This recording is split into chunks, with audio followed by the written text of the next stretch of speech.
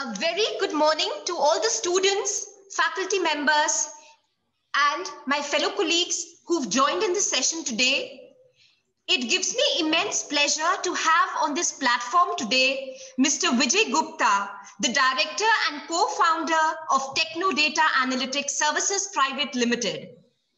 On behalf of the Lloyd Business School, I consider it my immense I feel I'm humbled to welcome on this platform a person like Mr. Vijay Gupta, who has been into the corporate with analytics, for analytics, and by analytics. The topic that we are discussing today carries a lot of immense value, especially for the entire lot of 70 students, which is a huge lot that have gathered here. Thanks, sir, for your presence. And the topic which has attracted the students on this platform. All of us are actually working on management as a field. And this new approach using analytics to be able to address management as a field is really aggressive and amplifying with every passing day. So on behalf of the management here, I would like to welcome Mr. Vijay Gupta, who would be addressing on a very, very sensitive, growing, dynamic, and I think I'll be falling short of the words for it. And the topic says Business Analytics, New Approach to Management. Just to begin with, we will be shortly joining in by our group director, Dr. Vandana Sethi, and also the Director Management, Dr. Som, who would be joining us shortly in this expert talk. I have with me the CRC department as well, and my fellow colleague Aarti Nagarat ma'am, who has made this platform available with Vijay Gupta sir to address the session today, for whom I'm grateful. Mr. Vijay Gupta, the director and co-founder of Techno Data Analytics Services Private Limited. If I may be humbled to introduce sir, Mr. Vijay Gupta, who has a prior experience to taking the plunge into the entrepreneurial ventures, has spent 10 years working with CSC, now named as DXC and Deloitte Consulting. He has extensive experience in enterprise data solutions and business intelligence, cloud solutions, and also heads the new technology unit. Mr. Vijay is on the advisory board of 2 prominent business analytics schools in the NCR region. And this further expels the reason why sir is on the platform today, because he really truly feels that knowledge can be gained only by sharing. So we are grateful to you, sir. We are joined on this platform by Mr. Manoj Kumar, Director New Technologies as well, who would be sharing his view as well and acting as a devil's advocate by plunging in some expert questions to Mr. Vijay Gupta. The session is planned in a manner that we would be starting for a half-an-hour talk by Mr. Vijay Gupta on the topic Business Analytics, New Approach to Management. Thereafter, we would be open for Q&A round, the question and answer round, where Mr. Vijay Gupta would be addressing the queries from the audience. And thereafter, we would be concluding the knowledge session.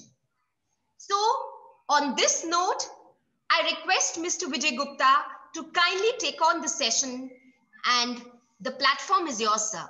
Thank you. Right. Thanks so much, Neetu. Thanks for that wonderful and humbling introduction. I mean, that was truly humbling for me. And yeah, a big thank you to the management, big thank you to the faculty, Aarti especially for giving me this opportunity to speak to such an audience, to all the energetic students out there from Lloyd Business School. Thank you each and every student for making sure you are not spending your time in the bright sunshine today, and then you're spending this time and listening out to me today and my team here. So yeah, thanks to everyone. Let me start with business analytics, a new approach to management. Now, this is not something which I consider a new topic, right? For every student out there, you must have already heard, or the news these days revolves all around analytics. It revolves all around how data is managed. So, the entire buzzword, this is no longer a buzzword. I mean, it's very common these days to hear about data, to hear about analytics, to hear about cloud. I mean, it's so very common these days, right? uh, we all keep on hearing how this has become important, but it is more important how it has evolved over the years, right? How business analytics have evolved over the years, and how it is helping the managers, the decision makers these days to take better and more informed decisions, right? All the I mean, and it is not just limited to just the virtual economy, but it is also right there in the physical economy as well. It is not limited to only Flipkarts and Amazons and Grofers and all those things. Even in the stores, like a lot of people do not believe that their movement within a mall, whenever you enter a mall or whenever you enter a physical retail store, you know, there are institutes, there are companies within India who are now opting for tracking the footfall of the footfall of the customers, where in which aisle they are going more often. So these days it's more important. It has become more integrated in our day-to-day lives. Okay, we keep on hearing and we have heard numerous times. I'd be like just repeating the agate when I say, like, it's all about data driven decision management these days for companies, right? And whomsoever adopts the data driven decision management approach, they have a significantly higher productivity gain. But what's more important is how deeply this technology is getting integrated. Okay, like I said earlier, it all evolved, started with paper, back of the envelope calculations using papers and pencils, and then evolved with Excels. It went to the reporting tools. When I started working, we were introduced to the world of reporting tools. Then there were statistical models that have come in the picture in the past few years, and now for the last 2 or 3 years we also have AI and ML, right? So it's just not one or two different solutions. They are not in silos. Business analytics is no longer something that works in silos. But it is all getting clumped together, right? Just today itself, I was speaking with Aarti and Neetu, and I got to know that the course is designed in such a manner that there are in different semesters you learn about Python, you learn about AI and ML, and this is all now uh, clubbed together. Like it is to be seen as one single holistic solution, right? It's not very different these days. Okay. Now, even talking about, let's say, let me give you an example of the websites, like how Amazon works or how does Flipkart work. So they just do not look at which product you're buying.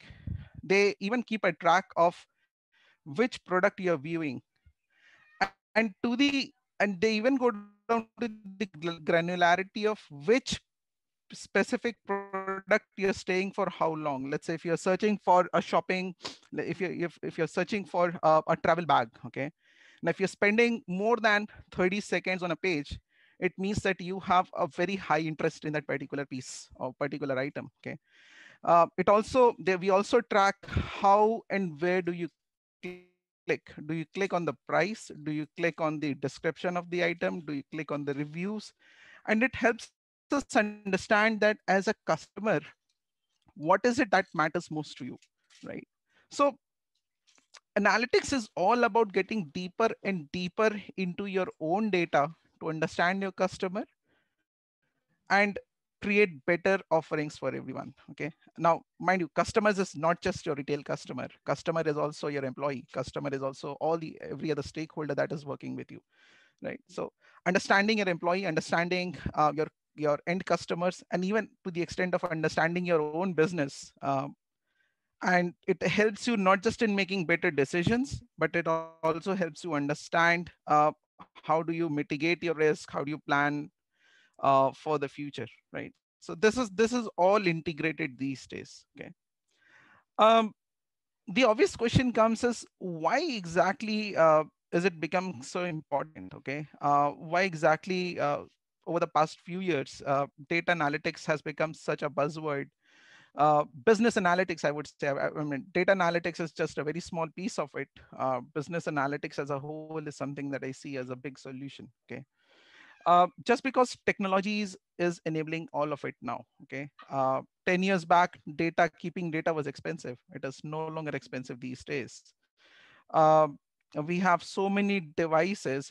You must have also heard about IoT and what IoT is capable of. Generates petabytes of records each days.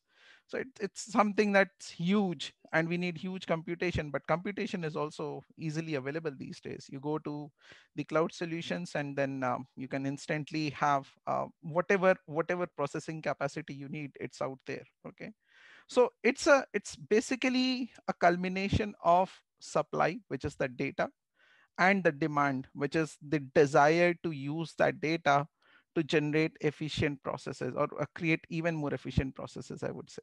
Okay, so this is uh, this is both driven by the generation of data and the desire to use that data, right? So this has to be taken and this has to be looked as a holistic picture. Okay, um, what as a technologist is more important now you should be keeping in mind. Now, when you go out of the college, when you've graduated, when you go out to the industry, you probably could be sitting on either side of the table. When I say that, I mean that you could be either in a technology company, or you could be on the customer side. You could be working with, let's say, with HCL, and Infosys is your technology partner. So you could be a part of either Infosys or HCL. Okay, but wherever you sit, on whichever part of the table you sit, you need to think of as a technologist. Okay, um, you need to be able to understand at all times how would you scale the capacity of the solution that has to be designed. Okay, when I say scalability, when I say scalability, you should be able to add more and more components to it, because it is all a dynamic thing. Okay, 5 years back when we were designing solutions, we hardly took into account that we could have streaming data. Okay, from social media, we could have streaming data from financial institutions, and we have to do a streaming data analytics. That was not even considered 5 years back. Nowadays, that's the need of the hours. Okay, so scalability of the solution is one thing everybody has to keep in mind. Uh, the and the purpose why you're going to build something, right? So with business analytics, we always have to ensure we know the purpose of what is the purpose of creating the solution. This is one area, or one technology, or one place where we just cannot build um, whatever we think of right now and then just start creating. You have to understand what exactly are you going to derive out of it. Okay, of course, again, like I said earlier, scalability is always a part of it, so you have to keep it scalable, but you need to have a purpose built solution. And try a you more often than not, it's a top down approach when you start building these solutions. So it requires a lot of interaction with the management. You have to be really thinking as somebody who is very knowledgeable about the business when you interact with the management, when you interact with the stakeholders, and see what exactly are they wanting out of that solution. Okay, because even now, whenever we go and create any sort of solution, it is more expensive than any other solution that we build, right? So creating websites, very simple.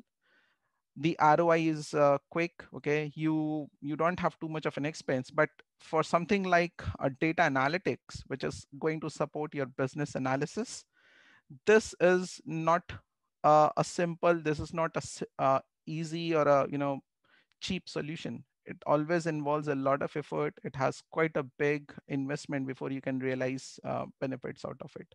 So purpose building, realizing the purpose again is very, very important. Okay.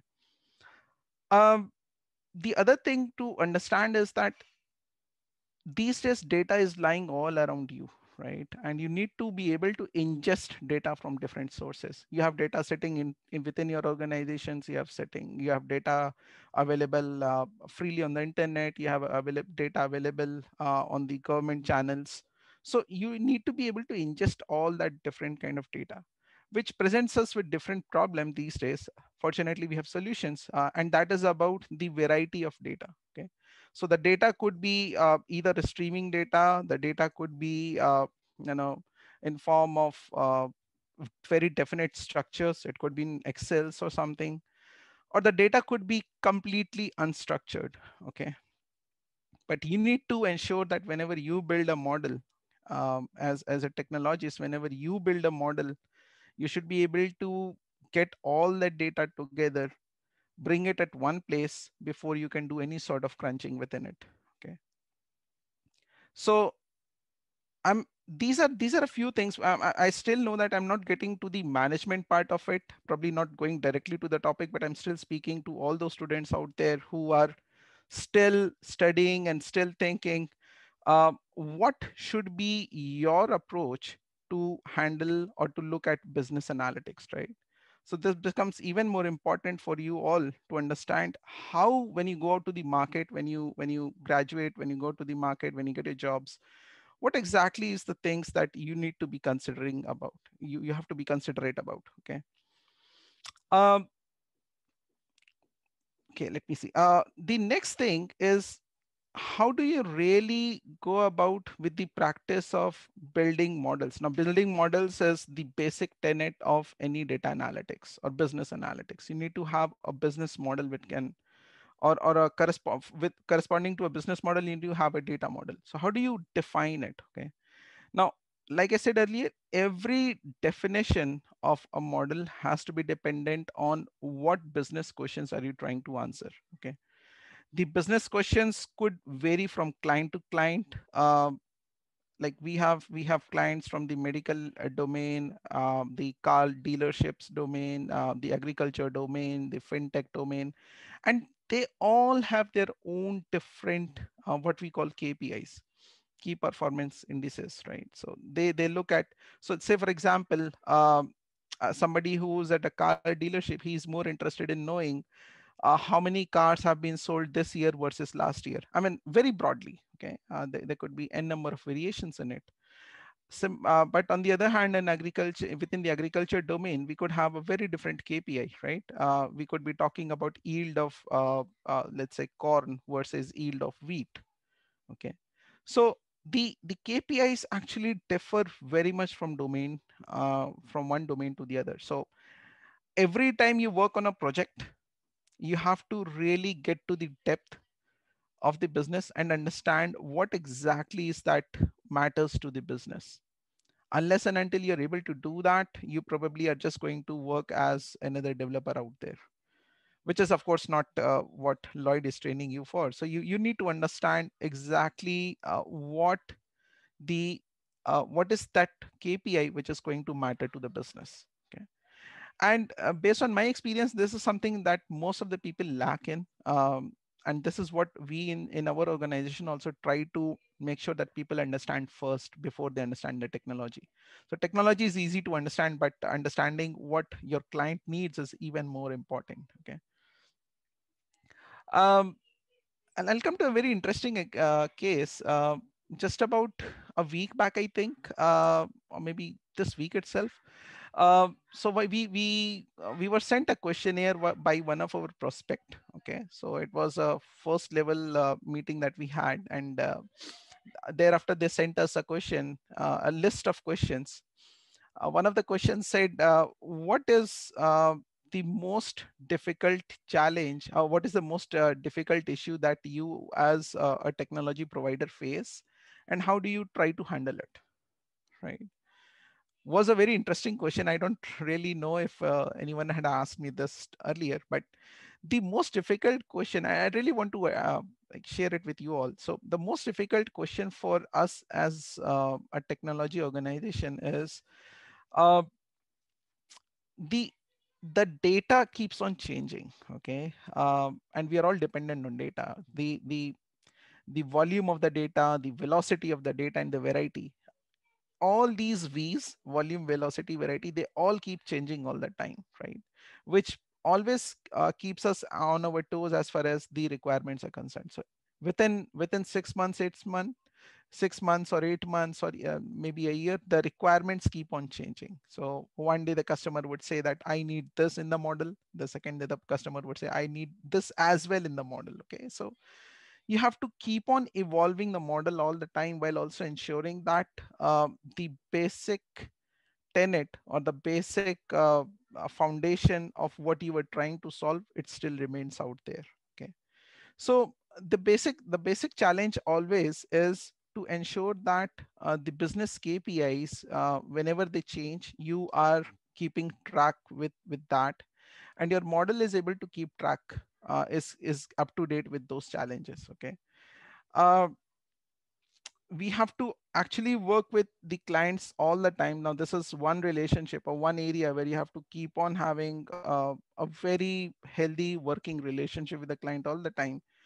uh, we have to be careful that there are no sudden spikes in the cost, in the efforts, whenever we talk about analytics, because the analytics part is something which is very crucial for all the people out there in the higher management. Okay, so you have to ensure that the model doesn't vary too much, but you are still able to keep it healthy enough so that it can scale up to the requirements as and when they come in. Okay, um, even with our own organization, the same thing happened. Like apart from me, there's another guy, Ankur. He's my partner and he's based out of Canada. So when we started out in 2016, we actually, we both had a very good experience with ETL tools and reporting tools, and we thought, yeah, this was good enough for us to go and start a company of our own. Okay, pretty simple. But when we started out, we started seeing that the requirements keep on changing. I mean, when we started out, ETL and reporting were enough, but over the period of time, we have seen that we cannot live without, or we cannot function without an appropriate understanding of cloud solutioning. We cannot function further, or we cannot have better projects without the understanding of AI and ML. Okay, so that is why even we as an organization have to keep on changing, because we are a business as well, right? So just to give you this is all just to give you an understanding of how within business analytics uh, the requirements keep changing, and therefore you have to keep up to date with all those changing requirements all the time. Okay, um, now what is most important for you guys is that you understand the business, because the tools will evolve over time. Okay, so today you are learning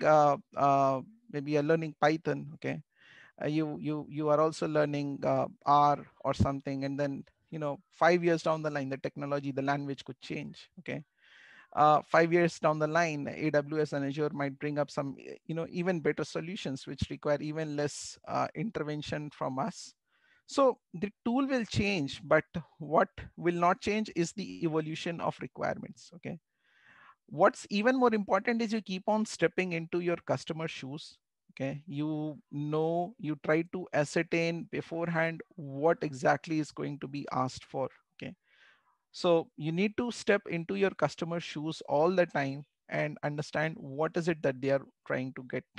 Okay, uh, now a very solid understanding of all the end-to-end processes is what you really need, and there's no shortcut to it. Okay, so overall, what's more important for you as a technology students, or you as business analytics student, is probably the fact that uh, the evolution of data, the evolution of requirements is the key.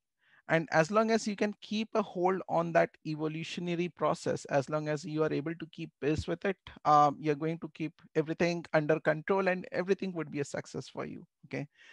Uh, Now, let me quickly jump on to the actual part, the other part of it, which is how does management take it? Okay. And how does business analytics become important for the management? Okay. So let me go back to the example about how the organizations now keep account of the clicks. Okay. Now, where you click on the screen matters. How long do you stay on the screen? That matters. Okay. Where did you navigate to from one screen to the other screen? Even that is looked upon. Okay. So sometimes you're clicking on a bag and then you click on the shoes and then you stay 30 seconds on the shoes section. So even that is all getting tracked. Okay.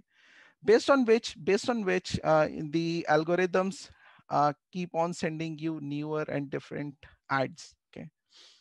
uh, Second thing, all about risk management. So let's say just before COVID, the organizations were not so concerned about, probably, I mean, it's incorrect to say that they were not looking at the risk management, but now they have become even more risk averse to an extent, and they have better solutions to manage their risks.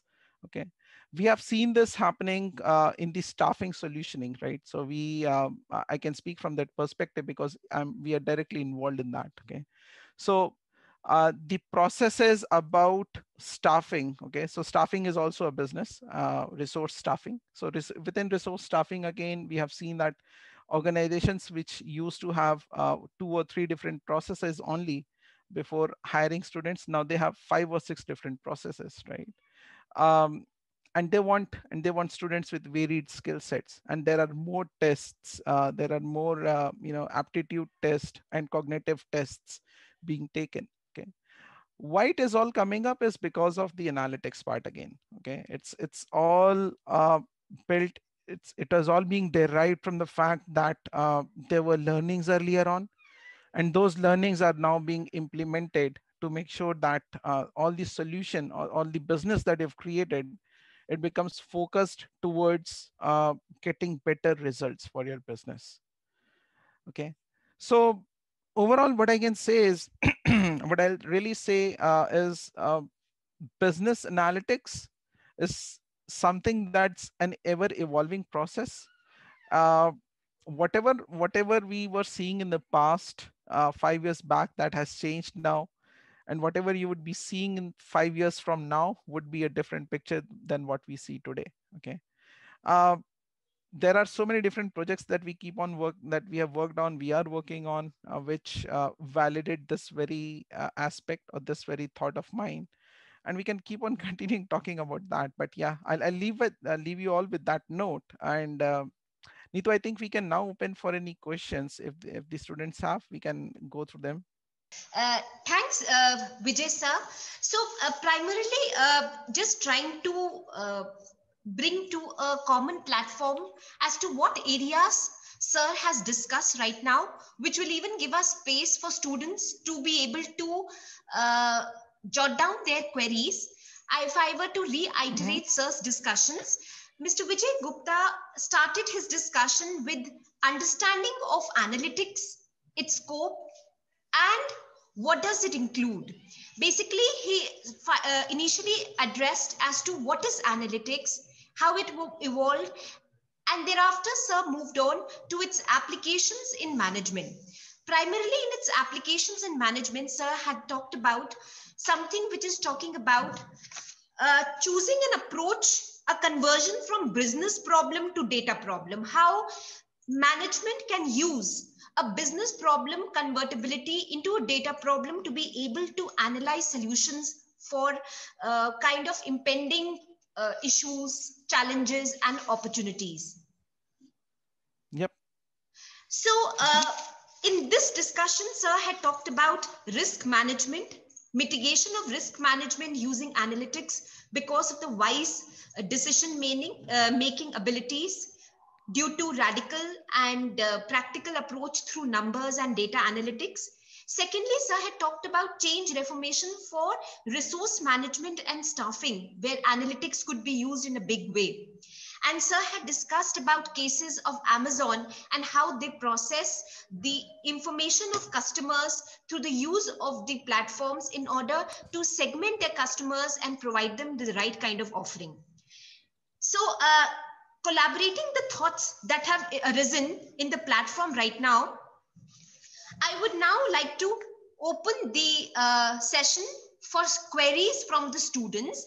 In case students want to unmute themselves, they could do that and ask the queries, or you could type it into the query box and I shall resonate your questions, or I shall speak out your questions to Mr. Vijay. You could either unmute yourselves, or it would be better if you could type in the queries. Since we have the queries getting typed in, let me take this opportunity to ask Mr. Vijay one question that if I were to begin with. Sir, how important is functional knowledge? I mean, the knowledge of HR, finance, marketing in analytics. Can either or survive, or it has to be complete, or it has to be a dual kind? Like, for example, is it important to have a knowledge of the functional domain to be a good analyst, and vice versa? Yeah, that's a very important and relevant question, Neetu.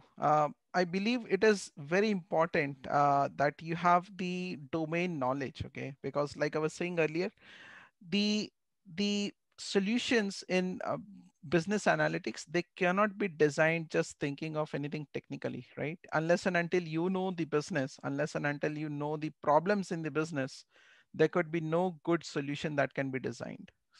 So say for example, one thing that we I remember related with HR functions. So employee attrition was very important area, even not for our clients, but even for us, right? To understand why exactly the attrition is happening. Now, to be able to answer that, okay, or if if I'm just one firm, I'm not a technology firm, just need to want somebody to design a solution for me. We need to know. To answer the question why an attrition is happening and how better I can handle it, we first of all need to know the basic areas or the basic KPIs that need to be analyzed, right? Let's say, for example, what is the salary package? What is the project? What kind of project were they working on? What was the team size, right? And what was the increment that they were getting in the market, what was the market rate for that position. So all these things is something that a technologist cannot think of his own, right? Unless and until he understands from the business perspective, he needs to know what the business is trying to create as a solution. So it's one area where you really need to understand the business well, or to the extent possible, before you can start designing solutions. Yeah. Right, sir. Very rightfully said. So, existence of functional knowledge. There was a query by Ishika. What is functional knowledge or domain knowledge? It is basically what you do in MBA. Either you're doing HR, finance, marketing. Along with that, you address analytics. Thank you, Vijay sir. We Mhm. have another very interesting questions from Anand Prakash sir. He has asked a question that because of COVID, a debacle that has changed the entire world, but I can also say that in some ways it has actually benefited in reformation and redesigning of systems as well. So, Exactly. how do you foresee the changes of COVID as a change management tool in the business of management? And especially the question comes like, for example, predictive analytics. Predictive analytics is where you tries to measure the trend of the past and then try to predict the future. So if the trend of the past has changed dramatically, will it have an impact on the prediction that would happen in future? Yes. Now COVID has actually turned a lot of things on their heads.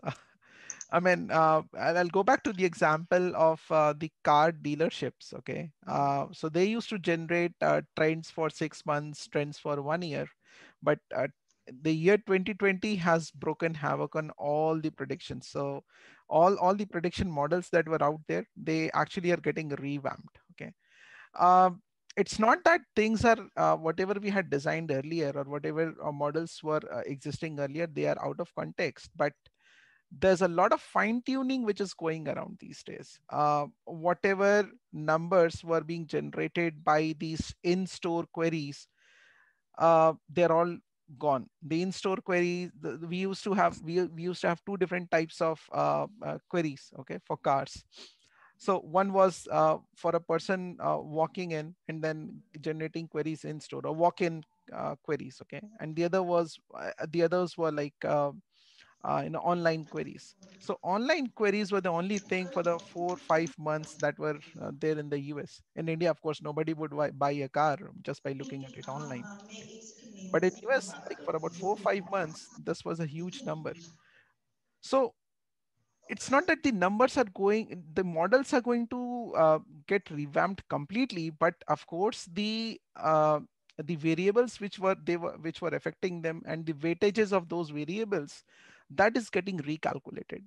So the statistical model is which is getting a lot of change, which is now going a lot of revamp. Okay, so it's the COVID thing has what it has done is it has generated a view amongst managers that they now need to consider the numbers much more acutely, the online numbers generated much more acutely than what they were earlier. Of course, there was always a trend of from physical to digital, but then this has really taken a spike. Okay, now consider. I gave you the example of car dealerships. Would you ever buy a car looking online? I Never. mean, not never, but this could be the case. This could be the case in the next 6 months in India. Very rightfully said, Vijay sir, that the models may not change. However, the variables or the data that enters the model would be vary with the kind of changes that have happened over the past COVID. So this is so moving on to another question, sir. There is a question by Anshu. Again, a very interesting question. She says that as we are becoming more data driven and a lot of data is available around us, how do we ascertain, how do we acknowledge that the data that we get is the right data? Because if the data goes collapsed, the decision making also goes collapsed. How do we Exactly. address this issue? Yeah. So this is a very frequent problem that most of our customers face. They do not know whether the data that they are getting from, especially from outside the organizations, if that is relevant, and even if that is correct. Okay, so the data is skewed, of course it can skew the entire model and the entire decision making itself, right? So one way that we do is we have certain models which can actually help us weed out any outliers in the data, right? I'm just going to give you some very practical examples because I think that those examples will help anything than anything else. So what happens is sometimes we get data wherein the numbers are really skewed. So let's say talking about the inpatient data for for hospitals, right? So the inpatient numbers actually dropped to zero for 4 to 5 months just because when the COVID and the lockdown effects were there, the inpatient numbers dropped. Okay. Now, do we consider that data because that data is correct, right? I mean, it's not wrong, but do we consider that data for the model to help the hospital plan like what would be the expected footfall of the inpatient numbers? Well, the number is not correct, but the number is definitely an outlier. Okay, so 4 5 months you have no inpatients. Okay, so that does not mean that your model was incorrect. Okay, but those 5 or 6 months have to be taken off the grid. You need to take them off the picture, and then have your model work only on the remaining 7 months. Okay, if you Right. take all those 5 months into picture, your number is absolutely screwed. You would not be able to have a true projection for 2021 and 2022. So these are a few things which are taken care of by two ways. One is the understanding of the scenarios, the general understanding of the scenarios which a person can make. And the second thing is what we also do is when we get numbers from outside which look to some extent incorrect, we have algorithms which can actually validate the numbers. And like I said earlier, we remove the outliers. Okay, so that's another way of looking at it. Of course, there are other ways also, like the same set of numbers you can get from multiple places. Okay, and if you see that the numbers aren't really matching, you can actually have a very acute analysis of those numbers and see whether you should be using them or not using them. Right. Right. Thanks, Vijay sir. As you had put in, do we talk about exception handling during this phase to data? A part of it, data Yes. exception handling would Yes. become. Yes, exactly. That's what I was referring to. So exception handling is a part of data analytics. So like data analytics, I may not have spoken explicitly about it, but it is about data mining, data validation, data governance. You so it encompasses all of it, and of course, exception handling is one part of it. Right, sir. Right. Sir, so the students who are present here, there are few of them who are already doing business analytics, and there are Mhm. few of the students, not just few, we've got a humongous a lot, about 120 students who've joined in. So there are a few of them who are doing a normal management course, however, would like to take on analytics in coming Mhm. times. So if we have to cater to these students, how do you suggest that if they have interest and passion, how could they take on to analytics, or any special tools or techniques that they can evolve themselves or learn, etc.? So how could these students be able to move or take the journey of analytics? Okay, quite interesting. I may not be able to answer that in complete detail. Okay, Right, I sir. may not be able to talk about the tools themselves, but Okay. what I can tell you are the steps that they should be taking. Right. Right, sir. Um, Again, I love examples. I'll go back to a few examples. So this week itself, the same client who sent us this question about what challenges they face. Now we were talking to the owner of that business. The company is a fintech company, okay, catering to the loan market in the eastern US. So this guy, he did not know too much about the way their current IT infrastructure is laid out. He did not much about it. And during that entire discussion, that was the probably the very first discussion we had. The entire discussion was kind of just not going anywhere, just because he did not understand anything about his own IT infrastructure. Okay, so then in the next meeting he calls his CTO, who knows what their infrastructure is, whether they are using VMs, whether they are using any cloud solutions, and what kind of database they're using, and what kind of model they have. So the entire discussion was much more healthy when the CTO came into picture. Okay, so what I'm trying to bring, the point I'm trying to bring up here is that you need not know the detailed technology. Of course, it's not important for everybody, but nowadays, to be able to get to the level where you can talk about your own business, you at least have to understand the the data model, the broad data model of a company. I mean, no need to understand the tables and everything. Leave it to the developers, please. Okay, but you should be able to categorize. If you're going to speak to somebody about your entire company, okay, you need to be able to tell how your CRM solution is exchanging data with your sales solution, how your CRM solution is linked, or what are the parameters by which your CRM solution is linked to your ERP solution. So at least have that knowledge. Okay, Right. and for to be able to do that, you obviously, the obvious way to get there is to be able to talk, is to get there and try to understand that big, I mean, every organizations these days has that model available. Okay, if not, they're lacking a big thing within themselves. So for anybody who wants to get into the analytics domain, I mean, it's some I consider this as one domain without which you cannot survive in future. Very Okay, true. so you need to be able to, as business decision makers, you need to be able to understand that what are the different functional areas within your company, ERP, CRM, this and that, and how are they broadly linked with each other. Okay, at least have that knowledge. If you are more interested in and if you want to explore it further, of course you can talk about the real technical models, right, the detailed data models.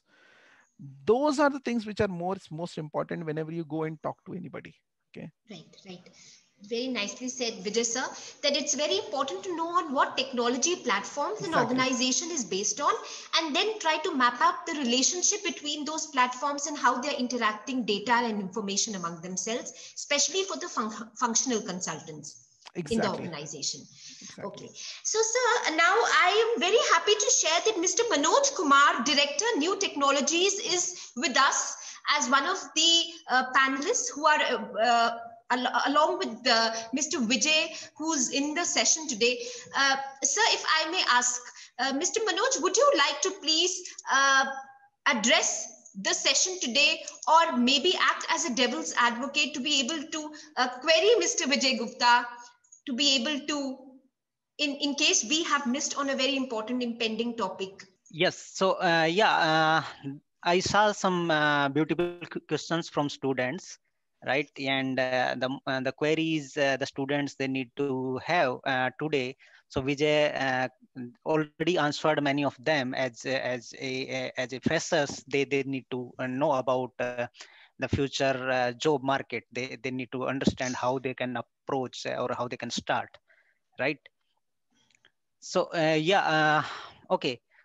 So more about analytics, Vijay. So should we put up a broad view, like as fresh students, as freshers, as MBAs, or as machine learning developers or business analysts, when they move into the market? So there are multiple domains, right? So as an analyst, somebody as when they join, they need to pick one field, like whether they are going to do analysis in marketing, whether they are going to do in finance, or so how as a student, or how can one person decide which field he should start with, right? Because Interesting. if Yeah. I say, like, if I am a sales guy, or if I am a sales analytics person, so I cannot know the finance technologies, or I cannot be a finance consultant in a better way, right? So what should be a starting point for a student? So how they should find out, like, which field they should start with? Interesting. Yeah, that's a very concerning point which comes up in everybody's mind, especially when somebody is getting graduates from college and goes out fresh into the field. Where do they start at? Okay. So I think you every one of you, because when I spoke to Neetu earlier today, you in the fifth and the sixth semester, you have very specific sectoral knowledge being delivered. Okay, so which is going to be a big starting point for everybody uh, to understand where do you really start with, right? Which technology do you start with? Okay, sorry, which domain do you start with? um, but when it comes to very specific domain related knowledge, you can of course get it where a lot of it depends on uh, the company itself, right? Whatever you learn in the colleges, it's not that it's all, I mean, it's relevant. Okay, but it's not that whatever you get in college would be the exact same thing you see in the field. It's different at times. So you really need to be a sport, go out there, understand the actual business, and then try to build your knowledge around it. Okay, so even if you're, let's say, if you're specializing in HR, again it would depend which specific field within HR, whether you go to the L&D, the learning and development department, whether you go to the recruitment, whether you go to the general HR functions. So it would all depend to a very large extent. And every domain these days has its own KPIs. Okay, every domain has its own KPIs. There are specific measurables everywhere. So KPIs is what I really and always talk about whenever I say, um, whenever we talk about data analytics, right? So data analytics is always associated with specific KPIs. So understanding which KPI matters to your own department or to your own business is important than anything else. There is a question by Shweta Kumari, sir. If I were to conclude the session, it says, how important is design thinking in analytics, and how is it different from project-based learning? Can you repeat the question? I need to understand what exactly is design thinking. Maybe if I can answer that. Okay. So basically, how involving is creativity in project management involved using analytics? How can we make, there is a scope of creativity in project management if we talk about analytics as a background? Well, I never thought about that earlier. That's coming. I'm sure the students are mind-boggling. Yes. Wow. Yeah. So there, see, again, it's the way your creativity could come into picture is by understanding what are the variables. See, again, what happens is whenever we start, again, let me get back to the point about KPIs, right? So the KPIs is the most important thing which matters to us. We need to be able to deliver the most efficient KPIs, and being able to do that helps us understand the business better, right? But what happens is more often than not, we are always sticking with some very traditional KPIs all the time. Right. When it comes to sales, there are Very some nice, sir. 5 or 6 Yeah. very well defined KPIs. You're right. People do not think beyond it. I mean, Yes. we do not think beyond Exactly. it. Okay, so that is where your I mean, just rather than just the traditional understanding of the business, if you have a little, if you have a creative head, you can think about how a different KPI would be even more beneficial, or how could it matter even more, right? Let's say let's say when we talk about the sales numbers, we often talk about comparing the previous year numbers or the previous Yes. month's number with this year's number and this month's number, right? uh, but then we also have started tracking on the basis of 3 months rolling averages, okay, which was introduced by one of our clients. And it was not that he had it in mind, but it was just in one of those brainstorming sessions when we came up. Well, the month over month numbers don't look so great. I mean, they are giving us good numbers, but then what could be done better about it?